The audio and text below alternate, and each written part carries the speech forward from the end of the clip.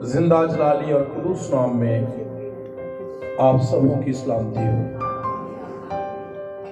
आज आमद का पहला इतवार है, यानी क्रिसमस से पहले जो 4 इतवार होते हैं, ये इनको एडवेंट के इतवार या आमद के इतवार कहा जाता है। और ये पहला इतवार जो है ये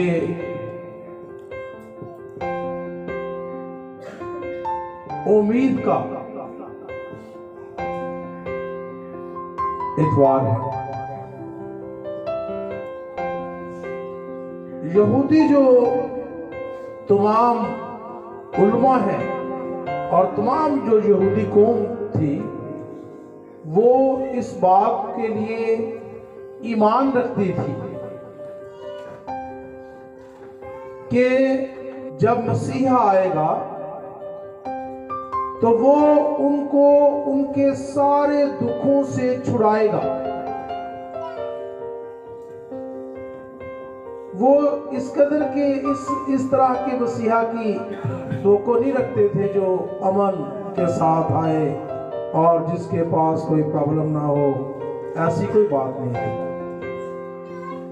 जो यहूदी तरस था वो तो उनका तो जो ज़हन है वो भी अलग था। वो कहते थे कि मसीहा आएगा और उसके हाथ में तलवार होगी और वो एक बड़ा सूरमा होगा और वो तमाम यहूदी कौम को इन रोमियों की गुलामी से, यूनानियों की गुलामी से और तमाम गैर अक़वाम की गुलामी से छुड़ाकर आजाद कर देगा। वो सबसे पहले बैतलहम से उसका आगाज होगा और वो दान से बीरसबा तक सारा इलाका जो है, जो पुराना कुनान था, उसको आजाद करवाएगा। और फिर इस्राएल को यहां पर उसके कबीलों के लिहाज से बादशाही दी जाएगी और यरूशलेम में यहूदा के कबीला की हुकूमत होगी और तमाम जो कबीले हैं वो यहूदा की तरफ रुजू करेंगे और वो खुद यरूशलेम में बादशाह के तौर पर फाइज होगा। और यही नहीं बल्कि वो यहां से ट्रैवल करता हुआ कैसर के तख्त तक जा पहुंचेगा और कैसर को घसीट कर उसके तख्त से उतार देगा और उसके सर पर पांव रखेगा और उसका सर उसके तन से जुदा कर देगा। जब खजूरी इतवार था तो लोग एक तरह के नारे लगा रहे थे। कौन से नारे थे? होशना, मुबारक है वो जो खुदावंद के नाम से आता है। तो होशना का क्या मतलब आप लेते हैं? अभी तो ये तहसीन का नारा बन गया है, अभी तो ये तारीफ का नारा बन गया है, लेकिन ये नारा तारीफ और तहसीन का है नहीं। होशना का मतलब है ऐ खुदावंद हमें छुड़ा, हमें बचा, हम मरे जाते हैं, हम गुलामी में फंसे हुए हैं और जब तक तू हमें आजाद ना करे तब तक हम आजाद नहीं हो सकते। दर हकीकत में वो जो खजूरी इतवार था उसमें वो खुदावंद को पुकार रहे थे कि तू खुदावंद की तरफ से हमारे दरमियान आ गया है, तू मसीह है, तू हमें छुड़ाने की कुदरत रखता है, क्योंकि तेरा नाम ही बचाने वाला है, तू यीशु है, तेरा नाम बचाने वाला है, छुड़ाने वाला है, तू हमें रोमियों की गुलामी से छुड़ाएगा, तू हमें दूसरी अक़वाम की गुलामी से छुड़ाएगा और हमें रहाई बख्शेगा। तो वो पुकारते थे होशना के, और तो वो कहने यहूदी क्या कहने लगे कि भाई इनको चुप करा, क्योंकि ऐसे तो मुल्क में बगावत शुरू हो जाएगी। क्योंकि ये नारा तो सिर्फ जो ज़लोतीसी थे वो पुकारते थे, जो ज़लोतीस की फिरका के लोग थे वो एजिटेशन करते थे ऐसे। तो वो यीशु को कहने लगे इनको चुप करा, ऐसे तो रूमी बगावत शुरू हो जाएगी। लेकिन खुदावंद यीशु मसीह ने क्या कहा, आज अगर ये खामोश रहेंगे तो पत्थर चलाओ।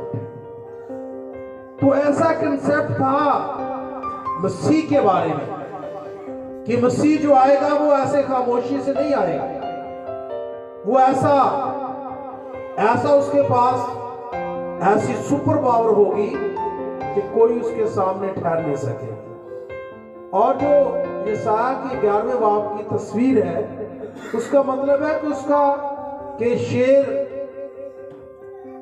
शेर बच्चा और पला हुआ बैल जो है वो मिलकर रहेंगे। वो सारी जो तस्वीर नजर आती थी उसका मतलब ये था, उसका मतलब ये नहीं था कि ये ऐसी कंडीशन होगी, उसका मतलब था वो ये मतलब लेते थे कि ऐसा अमन पैदा हो जाएगा कि कोई उसके सामने आंख उठाने की जुर्रत नहीं करेगा, कोई उसके सामने बोलने की जुर्रत नहीं करेगा।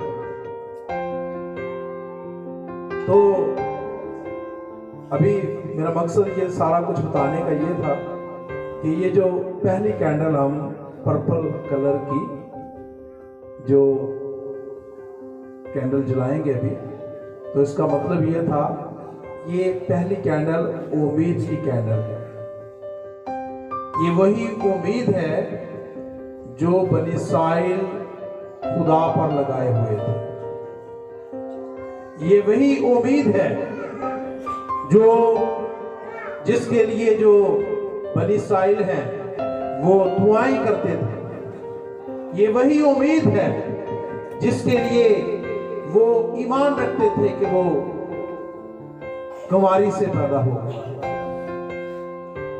मुकद्दस यशायाह नबी के सहीफा के 7वें बाब की पेशनगोई के मुताबिक। और आज जब हम ये कैंडल लिट करेंगे पर्पल कलर की, तो ये हम इस उम्मीद पर इसको जला रहे हैं, रोशन कर रहे हैं कि वो उम्मीद जो मुद्दतों से कौम बनी इस्राएल के दरमियान थी, वो बादशाहों का बादशाह, जो पर्पल कलर है वो बादशाह होने की अलामत है। तो वो बादशाहों का बादशाह हमारे दरमियान मौजूद है, और वो हमारा खुदावंद है, और वो हमारा खुदावंद मसीहा है, और वो खुदावंद यीशु मसीह है। जो उम्मीद बनी इस्राएल के पास थी वो उम्मीद हमारे खुदावंद में है। इसलिए हम एडवेंट की ये पहली जो कैंडल है पर्पल कलर की इसलिए जलाते हैं कि वो उम्मीद हमारे पास है। हम हर साल इसका तज़किरा आपके दरमियान करते हैं, करते भी आएंगे, दोहराते भी आएंगे, ताकि आप इससे वाकिफ हो सकें। उम्मीद को सुने जो कौम बनी इस्राएल की उम्मीद थी, और जिसके लिए हम पर्पल कैंडल को लिट कर आओ उस उम्मीद को सुने, उस उम्मीद की बाबत अपना ध्यान लगाएं जो बनी इस्राएल की उम्मीद थी। लेकिन अधोगीन की तीरगी जाती रहेगी। उसने कदीम ज़माना में ज़बूलून और नफ्ताली के इलाकों को जलील किया, पर आखिरी ज़माना में कौमों के गलील में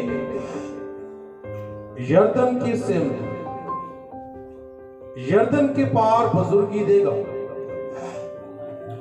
जो लोग तारीकी में चलते थे उन्होंने बड़ी रोशनी देखी, जो मौत के साए के मुल्क में रहते थे उन पर नूर चमका। तूने कौम को बढ़ाया, तूने उनकी शादमानी को ज्यादा किया।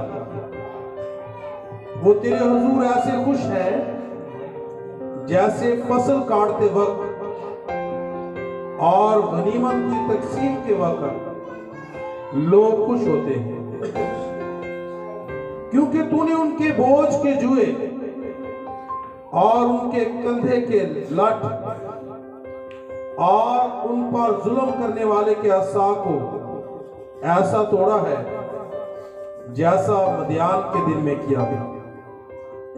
क्योंकि जंग में मुसल्लह मर्दों के तमाम सलाह और खून आलूदा कपड़े जलाने के लिए आग का ईंधन होंगे। इसलिए हमारे लिए एक लड़का तो अलग हुआ और हमको एक बेटा बख्शा गया, और सल्तनत उसके कंधे पर होगी, और उसका नाम अजीब, मुशीर, खुदाए कादर, अब्दियत का बाप और सलामती का शहजादा होगा। उसकी सल्तनत के इकबाल और सलामती की कुछ इंतहा ना होगी। वो दौद के तख्त और उसकी ममलकत पर आज से अब तक हुक्मरान रहेगा, और अदालत और सदाकत से उसे क्या बख्शेगा। रब अल्फाज की ग्यूरी ये करेगी। आमीन। ये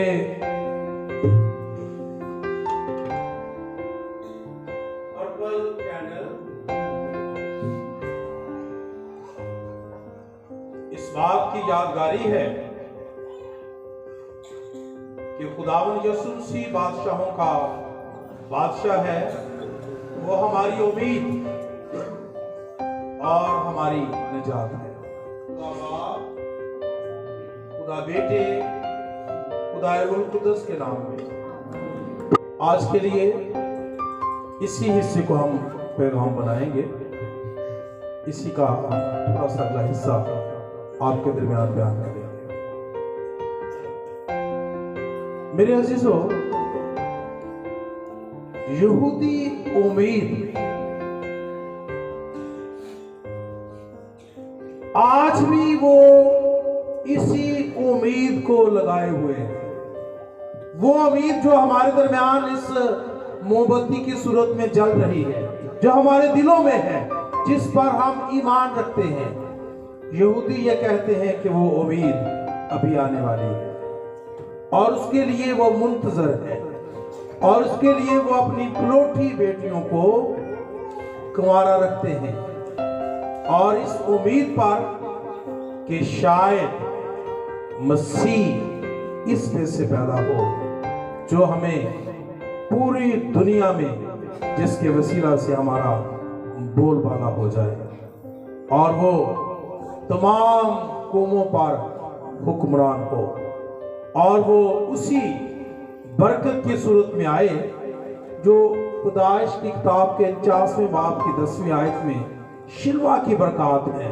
वो बरकत उसके अंदर हो और कौमें उसकी मती हों, और वो हर हाल में और हर तरह से दुनिया पर हुक्मरान हो। हम अपने सरों को झुकाएंगे।